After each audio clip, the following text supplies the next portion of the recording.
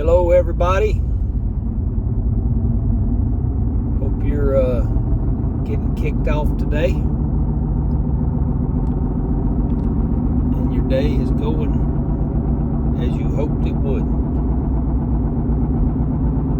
as you envisioned it. You know, that's fitting. As I made that comment, it's making me think about what we're going to talk about today. How do you envision things playing out? We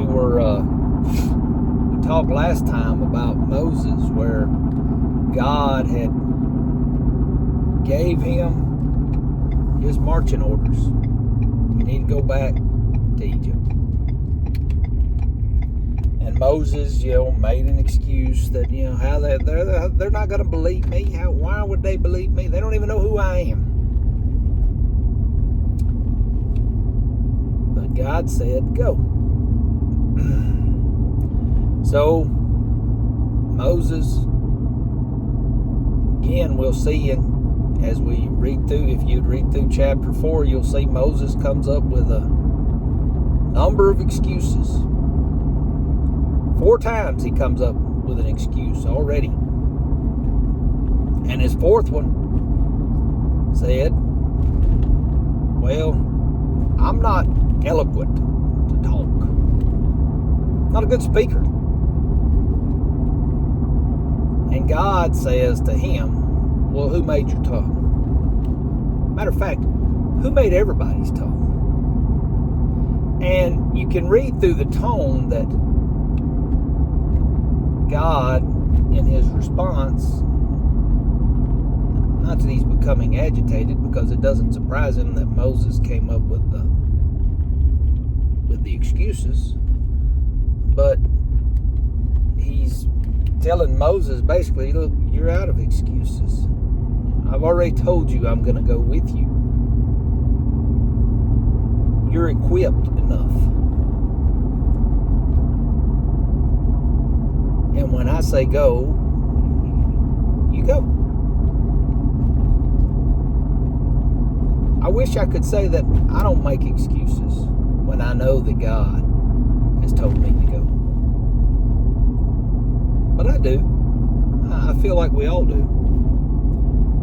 I think that's part of our, well, I don't think, I know that's part of our DNA. It's part of our earthly body. What is our number one priority? It's self-preservation. Self-preservation. That's inherent in all humans. Our first instinct is to protect ourselves because that's safe, and that's what we know. We have a need to feel safe. But that doesn't allow us to grow if we're always in protective mode.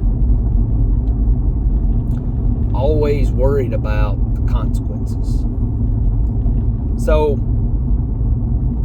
God, while he tells Moses to go and tells him he really doesn't have an excuse, but then he makes the comment, you know what, your brother Aaron is a good talker, and as a matter of fact, he's already on his way to meet you.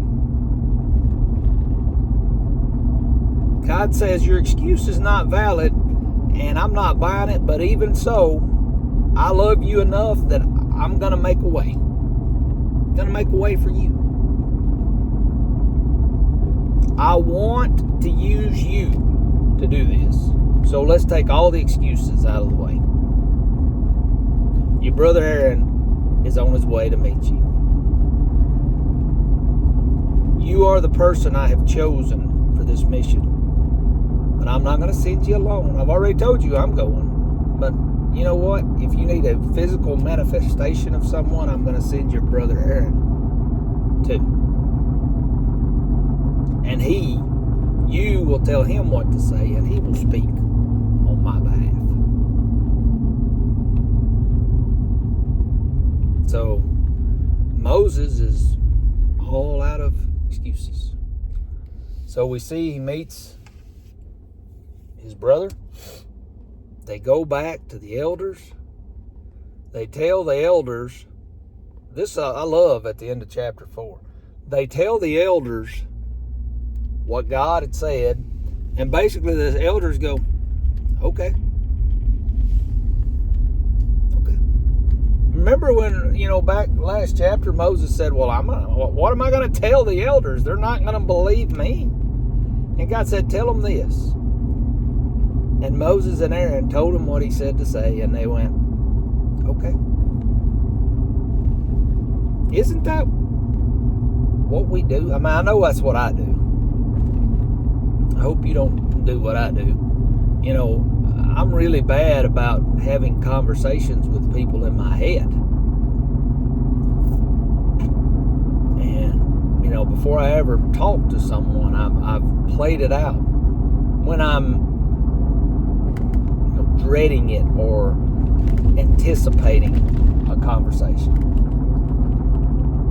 And I have a conversation about what I'm going to say, and then in my head I concoct what they're going to say, and then how I'm going to counteract what they say, and it's just back and forth. Now, I would say that I'm the only one that does that, but I have read a study where it says that 80% of what people worry about never come to pass. And of the 20% that do come to pass, 15% of the things that you worry about don't happen the way that you thought they would. So only 5% of what you're worrying about actually happens. And that's probably a high number, to be honest. We pointlessly worry about things that never come. 80%. Actually, we'll just say 95%, because even the other doesn't play out the way we think. Well, but that's how we are. We think we can somehow think what's going to happen. We don't have a clue what's going to happen.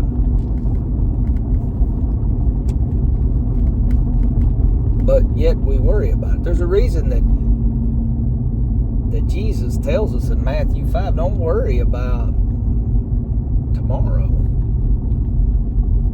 because tomorrow has enough concerns of its own. Stop worrying. Don't have anxiety. Moses had anxiety, but God had clearly told him, now you're going to tell the elders this and they're going to believe you, and then he said, you're going to tell Pharaoh this and he's not going to believe you. Moses already knew what was going to happen. God had already told him. Well, guess what? We already know what's going to happen. God's already told us. He gave us this great, big, thick book that we have. Moses didn't have that. We have it. And he tells us exactly what's going to happen. Do we understand how it's going to happen or what's going to happen between now and then? No. But we know what's going to happen. So, what Jesus tells us in his time on earth is quit worrying about it. Quit worrying about it. Matter of fact, he says, you know what, don't I feed the birds of the air? And you're much more valuable than they are. So stop worrying about it. Stop worrying about it. Quit making excuses. Don't let worry dominate what you do and don't do. Because God has already made a way, just like he had for Moses. He knew, that was the omniscience of God. He knew Moses was going to come up with this excuse, and he said, you know what, I got Aaron. As a matter of fact, he's already on his way. You didn't surprise me, Moses. I knew you were going to come up with an excuse and I already had an answer. He does the same thing for me. He knows when I'm going to make an excuse. He says, that one's not going to fly. It's not going to fly. So I'm better off when I know my excuses are invalid, and they are always. Quit making them. Just quit making them. God bless you. I hope you're not making excuses like me. If you are, let's just quit making them. None of them are valid. Who do we think we're kidding? God bless.